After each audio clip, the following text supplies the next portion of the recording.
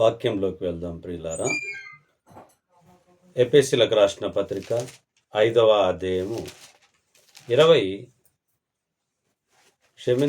గలతీయులకు రాసిన పత్రిక 5వ అధ్యాయము 22వ వచనాన్ని మనం చూద్దాం. అయితే ఆత్మఫలం ఏమనగా ప్రేమ, సంతోషము, సమాధానము, దీర్ఘశాంతము, దయాళుత్వము, మంచితనము, విశ్వాసము, సాత్వికము, ఆశానిగ్రహం. నేటి దినాన మనం నేర్చుకునేటటువంటి అంశము సాత్వికం గురించి మనం నేర్చుకుందాం. మరి సాత్వికం ద్వారా మనము ఈ లోకంలో ఆనందంగా జీవించాలని చెప్పి దేవుని వాక్యము గుర్తు చేయబడుతూ ఉన్నది. యోహాను సువార్త 3వ అధ్యాయము 7వ వచనాన్ని మనం చూద్దాం. యోహాను సువార్త 3వ అధ్యాయము 7వ వచనాన్ని చూద్దాం. 3:7 మీరు క్రొత్తగా జన్మింపవలెనని నేను నీతో చెప్పినందుకు ఆశ్చర్యపడవద్దు. కొత్తగా జన్మించమని చెప్పినందుకు ఆశ్చర్యపడవద్దు అని చెప్పి దేవుని వాక్యం గుర్తు చేయబడుతుంది. ఎందుకు ఆశ్చర్యపడవద్దు అని అంటే, మన యొక్క ఉద్దేశాలను బట్టి దేవుని లేఖనాలు మనకు పొందుపరచబడండి.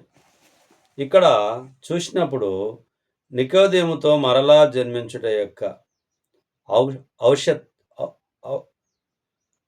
అవకాశాన్ని బట్టి, దాని ప్రాముఖ్యతను బట్టి, ఆవశ్యకతను గురించి యేసు బోధించుట గురించి యోహాను బాప్తిస్మము దేవుని గురించిన సాక్ష్యము ఇస్తూ ఉన్నాడు. నికోదేము ఆలోచన తాను ఏం చేశాడు అని అంటే, మళ్ళీ నేను తల్లి గర్భంలోకి వెళ్ళి ఎలా జన్మింపగలను అని చెప్పి ఆలోచన చేశాడు. కానీ యేసు ఇట్లా, నేను ఒకడు నీటి మూలంగాను ఆత్మ మూలంగాను జన్మించితేనే కానీ దేవుని రాజ్యంలో ప్రవేశింపలేడని నీతో నిశ్చయంగా చెప్పుతున్నాను. శరీరం మూలంగా జన్మించినది శరీరమును, ఆత్మ మూలంగా జన్మించినది ఆత్మయునై ఉన్నది. మీరు క్రొత్తగా జన్మింపవలెనని నేను నీతో చెప్పినందుకు ఆశ్చర్యపడవద్దు. ఎందుకంటే ఒకరు నీటి మూలంగాను ఆత్మ మూలంగాను జన్మించాలని చెప్పి యేసు ప్రభు వారి యొక్క మాటలు ఎప్పుడైనా ఆశ్చర్యకరంగా ఉంటాయి. ఆ మాటలు ఎందుకు అనేటటువంటి విషయాన్ని మనం ఆలోచన చేస్తే, చాలా ఆయన ఉద్దేశాలన్నీ కూడా, మాట తీరు, పద్ధతులు అవన్నీ కూడా భిన్నంగా కనిపిస్తాయి. ఎందుకు ఆ భిన్నంగా కనిపిస్తాయి అని అంటే, యేసు ప్రభు వారు ఎప్పుడైనా పరలోక సంబంధమైన విషయాలను ఆయన బోధిస్తూ వచ్చాడు. పరలోక సంబంధమైన విషయాలను బోధిస్తూ వచ్చాడు. మనమైతే లోకానుసారంగా ఆలోచిస్తూ వచ్చాం. యాకోబు పత్రిక 3వ అధ్యాయము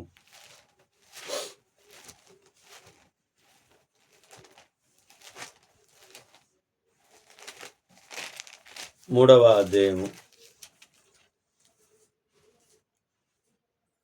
13 నుంచి చూద్దాం పిల్లలు. మీలో జ్ఞాన వివేకము గలవాడెవడు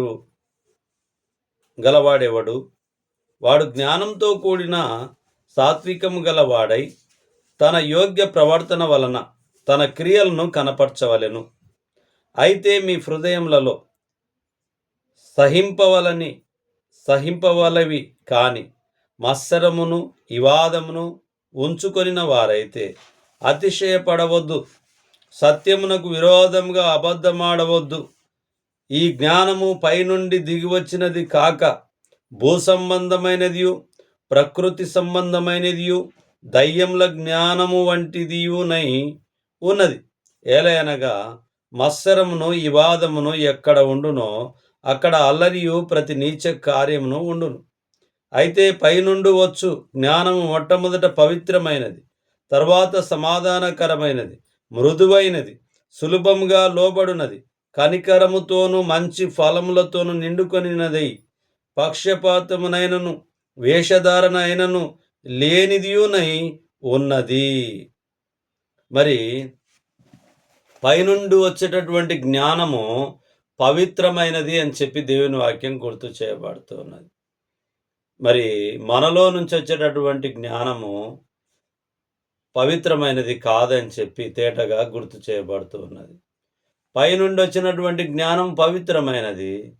ఆ యొక్క జ్ఞానాన్ని పొందుకొని పవిత్రంగా మనం జీవించినప్పుడు మన జ్ఞానము కూడా ఆలోచన పరంగా దేవుని చిత్త ప్రకారంగా మనం ముందుకు కొనసాగడానికి వీలవుతుంది. లేదు అని అంటే మనకిష్టం వచ్చినటువంటి పద్ధతిలో మనం ఉంటే అది పైనుండి వచ్చినటువంటి పవిత్రమైన జ్ఞానము కాదు అని మనం అర్థం చేసుకోవాలి. మత్తయి సువార్త 19వ అధ్యాయము 39వ వచనాన్ని మనం చూస్తే, మత్తయి సువార్త 19వ అధ్యాయము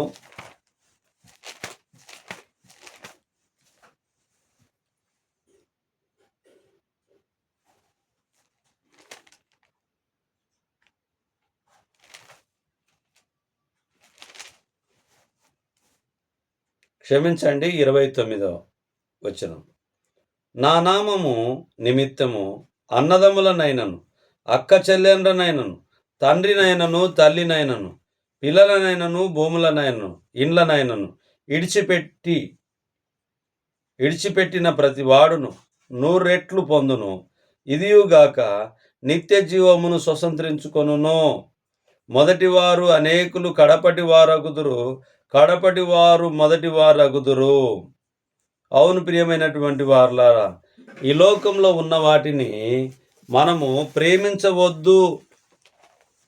దేవుని కన్నా ఎక్కువగా ఏది మనం ప్రేమించవద్దు అని చెప్పి దేవుని వాక్యము గుర్తు చేస్తూ ఉన్నది. కానీ మనకు లోకంలో ఉన్న వాటినే ఎక్కువగా మనము ఇష్టపడుతూ ఉంటాము. కాబట్టి ఎవరిని అక్క చెల్లెళ్ళనైనా అన్నదమ్ములనైనా ఎవరినైనా కూడా లోకంలో దేవుని కన్నా ఎక్కువ దేన్ని మనం ప్రేమించవద్దు అని చెప్పి దేవుని వాక్యం మనకు గుర్తు చేయబడుతూ ఉన్నది.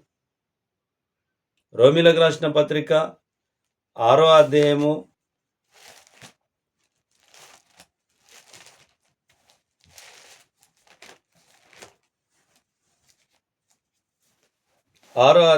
19వ వచనం చూస్తే, మీ శరీర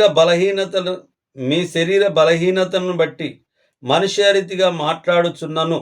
ఏమనగా అక్రమము చేయుటకై అపవిత్రతకు అక్రమమునకును మీ అవయవములను దాసులుగా ఎలాగూ అప్పగించితిరో అలాగే పరిశుద్ధత కలుగుటకై ఇప్పుడు మీ అవయవములను నీతికి దాసులుగా అప్పగించుడి.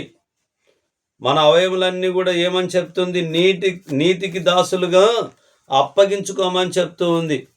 కానీ మనము ఇంకా దుర్నీతిని ఇష్టపడుతూ ఉంటాం.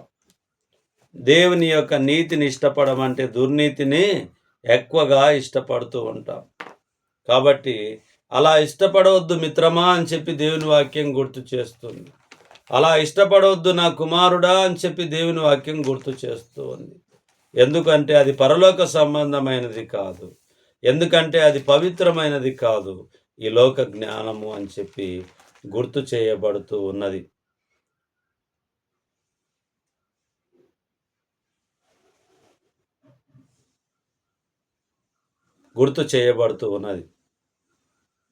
మన జీవితంలో కూడా దేవుని యొక్క ఉన్నతమైనటువంటి సంకల్ప ప్రకారంగా మన జీవితాలను దేవుని ఎదుట ఉంచుకునేటటువంటి వారిగా ఉండాలి. మత్తయి సువార్త 11వ అధ్యాయము 28వ వచనం చూస్తే, ప్రయాసపడి భారం మోసుకొనుచున్న సమస్త జనులారా నా యొద్దకు రండి, నేను మీకు విశ్రాంతి కలగజేతును. నేను సాత్వికుడను, దీన మనసు గలవాడను గనక మీ మీద నా కాడి ఎత్తుకొని నా యొద్ద నేర్చుకొనుడి, అప్పుడు మీ ప్రాణములకు విశ్రాంతి దొరుకును. ఏలయనగా నా కాడి సులువుగాను నా భారం తేలికగాను ఉన్నవి. యేసు ప్రభు వారు ఏమై ఉంటున్నారు? సాత్వికుడై ఉంటూ ఉన్నాడు. కాబట్టి నేను సాత్వికుడను, దీన మనసు గలవాడును గనక మీ మీద నా కాడి ఎత్తుకొని నా యొద్ద నేర్చుకొనుడి. దేవుని దగ్గర మనం నేర్చుకునే వారిగా మనం ఉండాలి.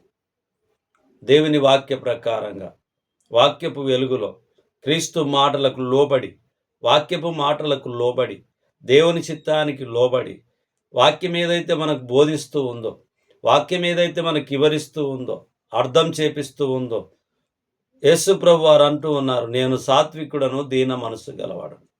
మరి యేసు ప్రభు వారే సాత్వికునిగా ఉన్నప్పుడు, దీన మనసు కలిగినటువంటి వారిగా ఉన్నప్పటికీ, మరి మనము అంత తగ్గింపు మనలో ఎందుకు లేదు అని చెప్పి ఆలోచన చేయాలి. ఆ యొక్క దీనత్వం రావాలని చెప్పి, ఆ యొక్క సాత్వికం రావాలి అని చెప్పి, మనమందరం కూడా ప్రార్థన పూర్వకంగా మన జీవితాలను కుదుట పడేసుకోవాలి. లేదంటే మన జీవితాలకు అర్థము లేకుండా పోతుంది. అపోస్తల కార్యం 26వ అధ్యాయం. అపోస్తల కార్యములు 26వ అధ్యాయము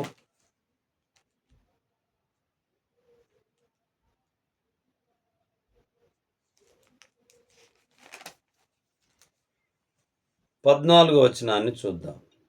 మేమందరమును నేలపడినప్పుడు, సౌలా సౌలా నన్నెందుకు హింసించుచున్నావు? మునికోలాలకు ఎదురు తన్నుట నీకు కష్టమని ఎబ్రి భాషలో ఒక స్వరముతో నాతో పలుకుట వింటిని. అప్పుడు నేను, ప్రభువా నీవు ఎవడవని అడగగా, ప్రభువు, నేను నీవు హింసించుచున్న యేసును అన్నారు. నీవు నన్ను చూచి ఉన్న సంగతిని గురించి, నేను నీకు కనబడుబోవు సంగతిని గురించి, నిన్ను పరిచారకునిగాను సాక్షినిగాను నియమించుటకై కనబడి ఉన్నాను. నీవు లేచి నీ పాదములు మోపి నిలువుము. నేను ఈ ప్రజల వలనను అన్యజనుల వలనను హాని కలగకుండా నిన్ను కాపాడేదను. అవును ప్రియమైనటువంటి వారులారా, సౌలుగా ఉన్నటువంటి పౌలు గారు తన జీవితంలో యేసు ప్రభు వారి గురించి మాట్లాడితే, యేసు ప్రభు వారి గురించి సువార్త ప్రకటిస్తే, వారిని తీసుకొని వెళ్ళి ఈడ్చుకొని వెళ్ళి కొట్టేవాడు, తిట్టేవాడు, హింసించేవాడు. అలాంటి పరిస్థితిలో నుంచి మరి యేసు ప్రభు వారు ఎప్పుడైతే ఆయన అగుపడ్డాడో, ఆయన స్వరము ఈయనకు వినిపించిందో, యేసు ప్రభు వారు చెప్పినట్టుగా అపోస్తలుడైనటువంటి పౌలు గారు ఇక మీదట నడుచుకోవడం ప్రారంభించారు. అంటే దీని అర్థాన్ని మనం ఆలోచన చేస్తే, క్రీస్తును ఎరగనప్పుడు సౌలు ఎలా ఉన్నాడు, క్రీస్తును అంగీకరించిన తర్వాత పౌలుగా ఎలా మారాడు. మనం ఇంకా సౌలుగానే ఉంటూ ఉన్నాము, పౌలుగానే ఉంటూ ఉన్నాము. సౌలే పౌలుగా మారాడు అనేటటువంటిది. మరి మనం కూడా మార్పు జరగకుండా, అంతకుముందు చూసాం, యోహాను సువార్త 3:7 చూసాం, మీరు కొత్తగా జన్మింపవాలి. పాత జన్మం ఒకటి, నవీన జన్మం ఒకటి. ఒకడు నీటి మూలంగాను ఆత్మ మూలంగాను జన్మించాలని చెప్పి దేవుని వాక్యము గుర్తు చేయబడుతూ ఉంటూ ఉన్నది. ప్రియులారా, యాకోబు పత్రిక 1వ అధ్యాయము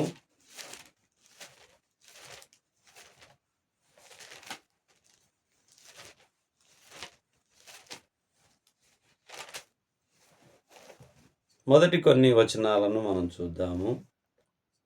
2-3 నుంచి. నా సహోదరులారా, మీ విశ్వాసమునకు కలుగు పరీక్ష ఓర్పును పుట్టించునని ఎరిగి, మీరు నానా విధములైన శోధనలో పడినప్పుడు అది మహానందమని ఎంచుకొనుడి. మీరు సంపూర్ణులను అనునాంగులను, ఏ విషయంలోనైనను కొదవలేని వారునై ఉండునట్లు ఓర్పు తన క్రియను కొనసాగనింపనీయుడి. ఓర్పు తన క్రియను కొనసాగనింపనీయుడి అని చెప్పి సెలవు ఇవ్వబడుతూ ఉన్నది. మనము దీన మనసు కలిగినటువంటి వారిగా ఉండాలి. ఎందుకంటే దేవుని వాక్యం మనకు గుర్తు చేస్తుంది. యేసు ప్రభు వారు చెప్పారు, నేను సాత్వికుడను, దీన మనసు గలవాడను. మనం కూడా సాత్వికం కలిగి దీన మనసు కలిగినటువంటి వారిగా మన జీవితాన్ని దేవుని వైపు నడిపించే బిడ్డలుగా మనం ఉండాలని చెప్పి దేవుని వాక్యం గుర్తు చేస్తూ ఉన్నది. యాకోబు పత్రిక 3వ అధ్యాయము 3వ వచనం చూసినప్పుడు, గుర్రములు మనకు లోబడుటకై నోటికి కళ్ళెము పెట్టి వాటి శరీరమంతయు త్రిప్పుదుము కదా. అంటే మొదటి నుంచి, నా సహోదరులారా, బోధకులమైన మనము మరి కఠినమైన తీర్పు పొందుదుమని తెలుసుకొని మీలో అనేకులు బోధకులు కాకుండుడి. అనేక విషయములలో మనమందరము తప్పిపోవచ్చున్నాము. ఎవడైనను మాట యందు తప్పిన ఎడల అట్టివాడు లోపము లేనివాడై తన సర్వ శరీరమును స్వాధీనపరుచుకొన శక్తి గలవాడగును. గుర్రములు మనకు లోబడుటకై నోటికి కళ్ళెం పెట్టి వాటి శరీరమంతా త్రిప్పుదుము కదా. మన శరీరాన్ని కూడా మనం ఏం చేయాలి అని అంటే జాగ్రత్తగా మలుచుకోవాలి. జాగ్రత్తగా మలుచుకోవడం ద్వారా అది మంచిది అనేటటువంటిది గుర్తు చేయబడుతూ ఉన్నది. కొలసై పత్రిక 3వ అధ్యాయము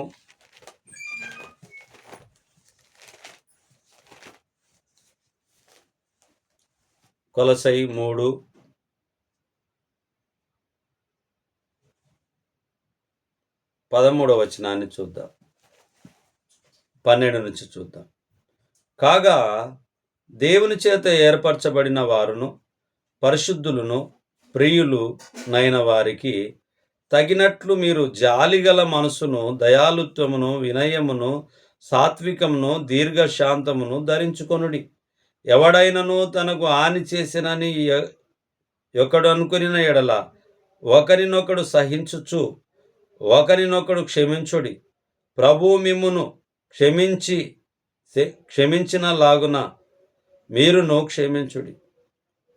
వీటినన్నిటిపైన పరిపూర్ణతకు అనుబంధమైన ప్రేమను ధరించుకొనుడి. క్రీస్తు అనుకరించు సమాధానం మీ హృదయంలో ఏలుచుండనీయుడి. ఇందుకొరకే మీరొక్క శరీరంగా పిలువబడితిరి. ఇందుకొరకే ఒక్క శరీరంగా మనం పిలువబడ్డాం. క్రీస్తు శిరస్సై ఉన్నాడు, మనమందరము శరీరమై ఉంటూ ఉన్నాం. కాబట్టి ప్రియమైనటువంటి వాళ్ళారా, ఎవడైనా తనకు హాని చేసినని ఒకడు అనుకుని ఎడల ఒకరినొకడు ఏం చేయాలి? సహించుచు ఒకరినొకడు క్షమించుడి. ప్రభువు మిమ్మును క్షమించులాగున మీరును క్షమించుడి. ప్రభు క్షమించలాగున మిమ్మల్ని కూడా మీరు కూడా క్షమించండి అని చెప్పి దేవుని వాక్యము గుర్తు చేస్తూ ఉంది. అలా క్షమించకపోతే మరి మనకు మంచిది కాదు అని చెప్పి దేవుని వాక్యం గుర్తు చేస్తూ ఉన్నది. మరి తీతు పత్రికను మనం చూసినప్పుడు 3వ అధ్యాయము 2వ వచనాన్ని చూస్తే మొదటి నుంచి చూద్దాము. అధిపతులకును అధికారులకును లోబడి విధేయులుగా ఉండవలెననియు ప్రతి సత్కార్యం చేయుటకు సిద్ధపడి ఉండవలెననియు మనుషులందరి ఎడల సంపూర్ణమైన సాత్వికమును కనపరచుచు ఎవరిని దూషింపక జగడమాడని వారును శాంతులనై ఉండవలెననియు వారికి జ్ఞాపకము చేయుము. మనము శాంతులుగా ఉండాలని చెప్పి దేవుని వాక్యం గుర్తు చేస్తుంది. అంతేకాకుండా సాత్వికం కలిగి ఉండాలి. అంతేకాకుండా దీర్ఘశాంతం కలిగి ఉండాలి. అంతేకాకుండా మంచి మనసు, ప్రేమ కలిగి మనం ఉండాలి. క్షమించే వారిగా ఉండాలి. అలా మన జీవితాన్ని దేవుని వైపు ముందుకు కొనసాగేటటువంటి వారిగా మనం ఉండాలి. ఎఫెసీయులకు రాసిన పత్రిక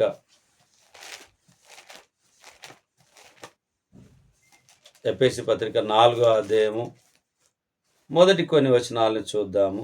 కాబట్టి మీరు సమాధానమును బంధము చేత ఆత్మ కలిగించు ఐక్యమును కాపాడుకొనుట యందు శ్రద్ధ కలిగిన వారై ప్రేమతో ఒకరినొకడు సహించుచు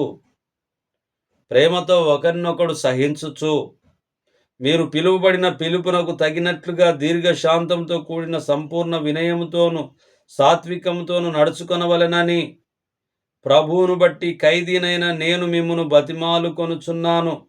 శరీరమొక్కటే, ఆత్మయు ఒక్కడే. ఆ ప్రకారమే మీ పిలుపు విషయమై ఒక్కటే నిరీక్షణ యందుండుటకు పిలువబడుతిరి. ప్రభు ఒక్కడే, విశ్వాసమొక్కటే, బాప్తిస్మొక్కటే. అందరికీ తండ్రి అయిన దేవుడు ఒక్కడే. ఆయన అందరికీ పైగా ఉన్నవాడై అందరిలోనూ వ్యాపించి అందరిలో ఉన్నాడు. అవును ప్రియమైనటువంటి వాళ్ళ, మనమందరం కూడా పిలువబడినటువంటి పిలుపుకు తగినట్టుగా ఏం చేయమని చెప్తుంది? శ్రద్ధ కలిగిన వారై ప్రేమతో ఒకరినొకడు సహించుకోమని చెప్తూ ఉంది.